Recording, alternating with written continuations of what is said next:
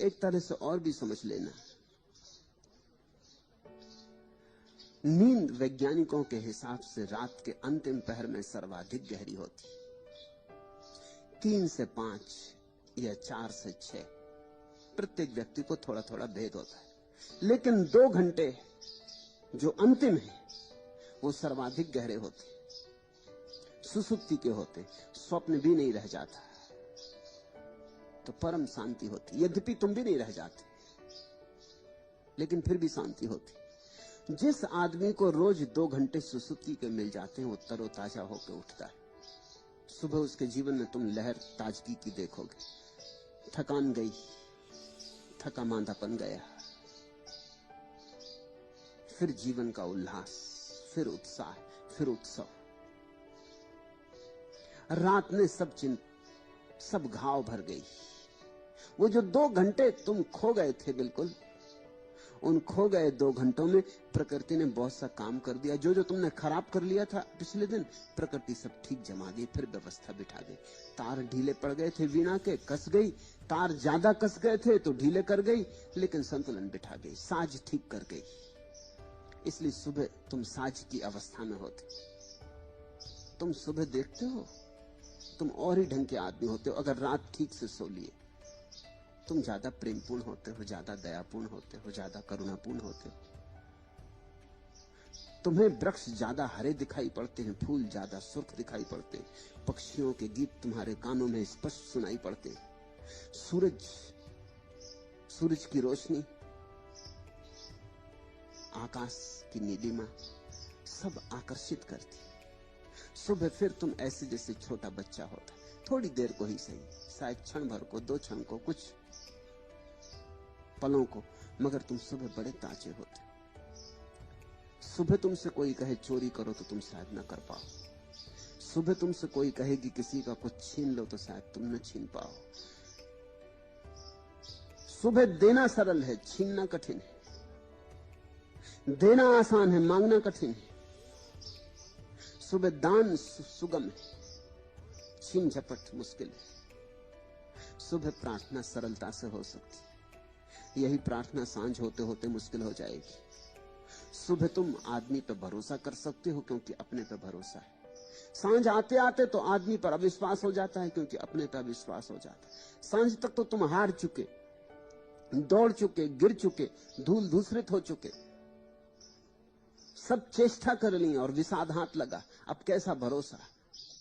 सुबह तुम में ताजगी होती है, आत्मविश्वास होता है, भरोसा होता है। ये वो 2 घंटे जो गहरी नींद आ जाती, वैज्ञानिक हिसाब से, और वैज्ञानिक हिसाब भक्तों और योगियों के हिसाब से बिल्कुल मेल खा रहा है। वैज्ञानिक हिसाब से 2 घंटे आदमी के शरीर का तापमान 2 डिग्री नीचे गिर जाता है। सुबह सुबह रात के जाते जाते तुम्हें जो थोड़ी हल्की हल्की सर्दी, मीठी मीठी सर्दी लगती है और एक कंबल और खींच लेने का मन होता है, उसका कारण इतना ही नहीं कि सुबह ठंडी होती, उसका असली कारण ये कि तुम्हारे शरीर का तापमान 2 डिग्री नीचे गिर जाता है। तुम थोड़े ठंडे हो गए होते, तुम थोड़े शीतल हो गए होते। वो जो मन में चलती हुई उधेड़बिन थी जो तुम्हें गर्म रखती थी, वो जो भीतर चलता हुआ ज्वर था मन का, वो जो तुम्हें पूरा का पूरा उत्तप्त रखता था, वो चला गया। शोरगुल बंद हुआ, बाजार समाप्त हुआ, सपने भी जा चुके, तुम सब भांति शीतल हो गए। उस शीतलता के कारण, उस मन की शीतलता के कारण तुम्हारी देह भी शीतल हो जाती। 2 डिग्री वस्तुतः तापमान नीचे गिर जाता है। और यही 2 घंटे सर्वाधिक गहरी नींद के घंटे। ये 2 घंटे अगर तुम सो लिए ठीक से तो सुबह तुम ताजे अनुभव करोगे,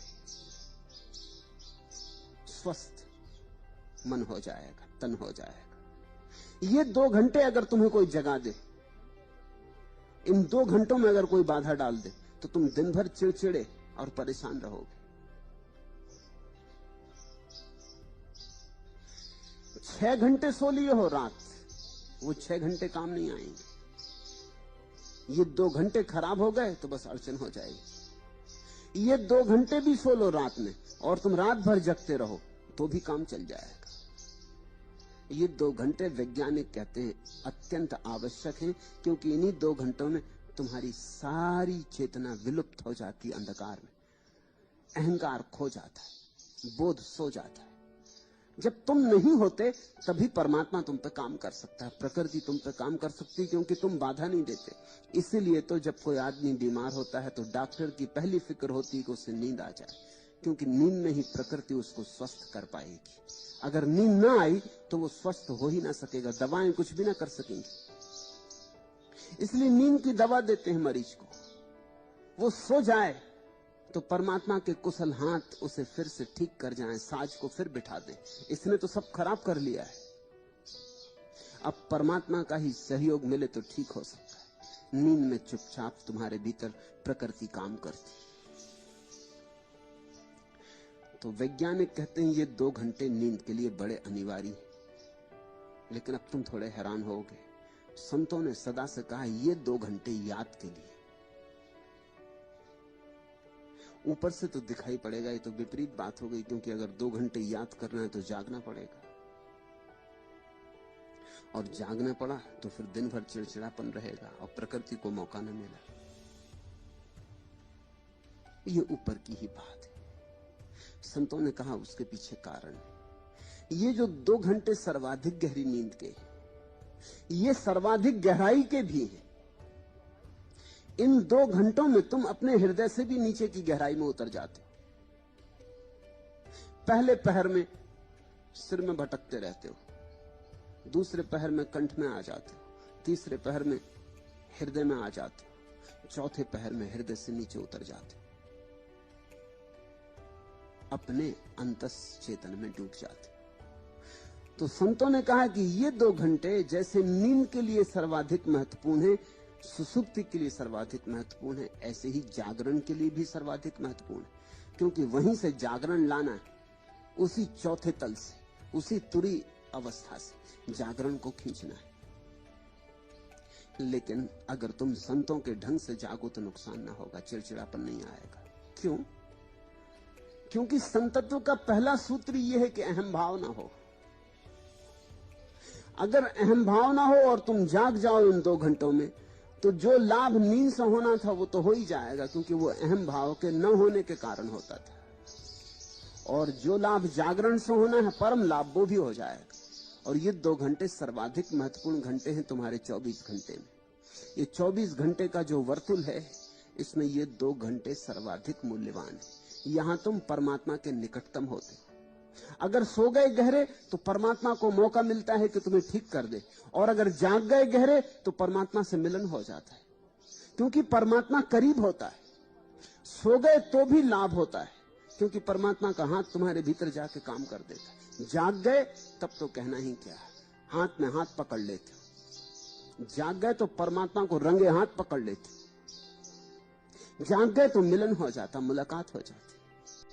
और एक बार मुलाकात हो जाए तो ये मुलाकात फिर 24 घंटे जारी रहती, नहीं सांझ नहीं भोर, फिर सुबह सांझ का कोई फर्क नहीं पड़ता, फिर दिन रात कहां, फिर तो सब एक सा हो जाता। एक दफा उसका हाथ पकड़ में आ जाए, एक दफा पहचान हो जाए, तब तो तुम उसे जगह जगह पालोगे, बाजार में भी पालोगे, पत्नी में भी पालोगे, बेटे में भी पालोगे, वृक्ष में, पहाड़ पर्वत में भी पालोगे।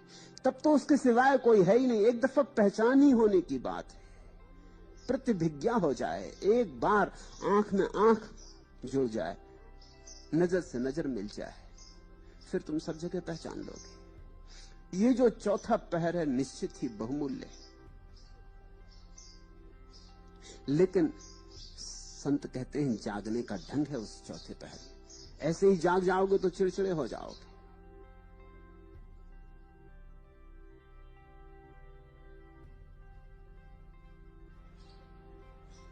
प्रभु स्मरण में जागो, प्रार्थना में जागो, ध्यान में जागो। उस चौथे पहर को रात का ध्यान बना लो। उस समय ध्यान जितनी सुगमता से हो जाएगा फिर कभी ना हो पाएगा।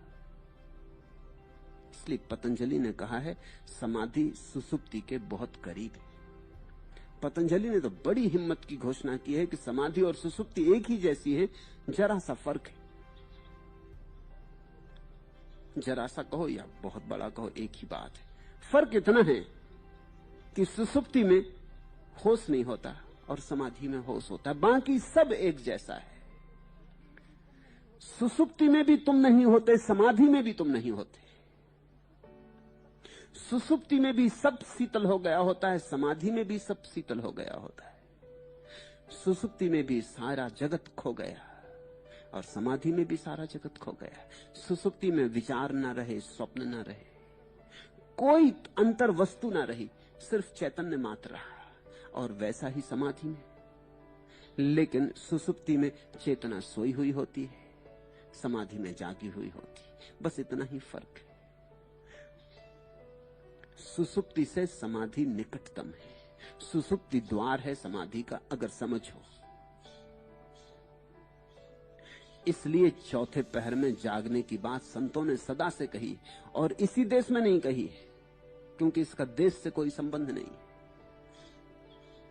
ये तो मनुष्य की अंतर प्रकृति के समझने के कारण, चाहे चीन और चाहे इजराइल और चाहे भारत, दुनिया के किसी भी कोने में जब भी लोगों ने परमात्मा की खोज की है, उनको ये बात समझ में आ गई कि 24 घंटे में ये 2 घंटे जितनी सरलता से प्रवाह होता है परमात्मा में, फिर कभी नहीं होता। इनसे विपरीत घंटे भी हैं। एक वर्तुल है 24 घंटे का।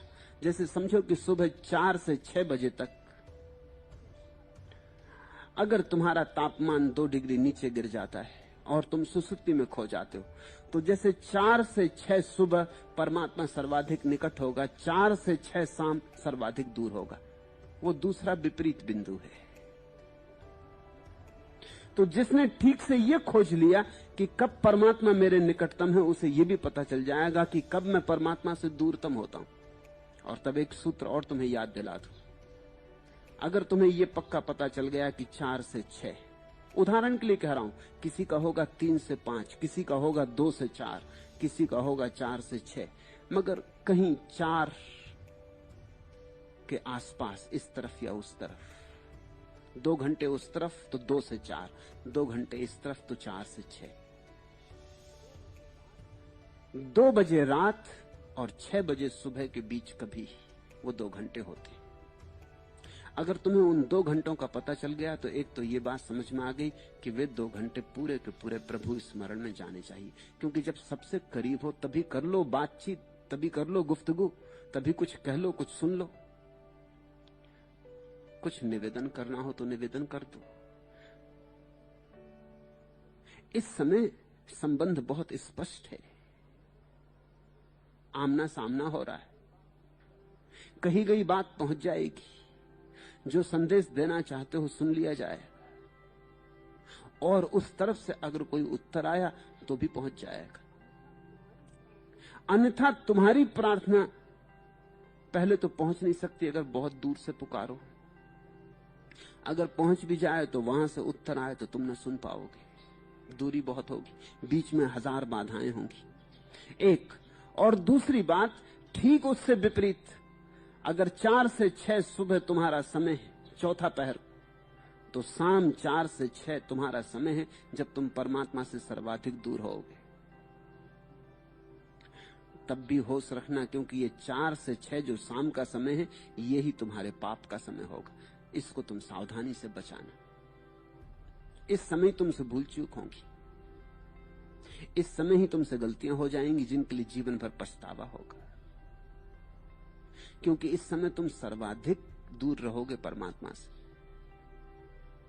इसी समय तुमसे अपराध हो सकता है, इसी समय तुमसे क्रोध हो सकता है, घृणा हो सकती, ईर्ष्या हो सकती। इस समय तुम सबसे ज्यादा खिन्न रहोगे, इस समय तुम सबसे ज्यादा उत्तप्त रहोगे, यही समय तुम्हारा सिर विक्षिप्त रहेगा। अगर अपना सूत्र साफ हो गया तो सुबह के 2 घंटे परमात्मा की याद में बिता देना, और ये सांझ के 2 घंटे भी परमात्मा की याद में बिताना। हालांकि परमात्मा तक आवाज पहुंच नहीं पाएगी, मगर बिताना परमात्मा की याद में ये 2 घंटे भी, ताकि कुछ और करने को उपद्रव सुविधा ना रहे। कम से कम द्वार दरवाजे बंद करके शांत बैठने की कोशिश करना। और तीसरी बात इस संबंध में, जिस दिन इन 2 घंटों में जो सबसे दूर है तुम्हें ऐसा ही अनुभव होने लगे जैसा सुबह के 2 घंटों में होता है, समझना कि पहुंच गए। अब कोई फर्क ना पड़ेगा, नहीं सांझ नहीं भोर। जब सर्वाधिक दूर थे तब भी अगर ऐसा अनुभव में आने लगे कि उतने ही करीब जितने सुबह, तो क्रांति घट गई। इसी दिन असली भक्त का जन्म होता है। सुनो ये शब्द, जागे ना पिछले पहर ताके मुखड़े धूल। जो सुबह के ब्रह्म मुहूर्त में न जागे, जो उस अपूर्व समय का उपयोग न कर ले, अगौरव हाथ लगेगा, अपमान हाथ लगेगा, अप्रतिष्ठा हाथ लगेगी, ताके मुखड़े धूल। मृत्यु ही हाथ लगेगी, अमृत हाथ ना लगेगा। तो धूल में धूल एक दिन गिर जाएगी और सारा अवसर खो गया। इस धूल से फूल भी पैदा हो सकता था, लेकिन तुमने गंवा दिया अवसर। धूल ही थे और धूल ही रहे। इसके पहले कि धूल धूल में गिर जाए, फूल को पैदा कर लो, इस अवसर का उपयोग कर लो। इसके पहले कि वीणा टूटे, उसमें छिपे संगीत को मुक्त कर लो। इसके पहले कि कंठ नष्ट हो जाए, प्रभु का गीत गुनगुना लो। इसके पहले कि हृदय की धड़कन बंद हो, धड़कन धड़कन में उसके सुमिरन को गुंजा लो। ये वीणा है, ये देह।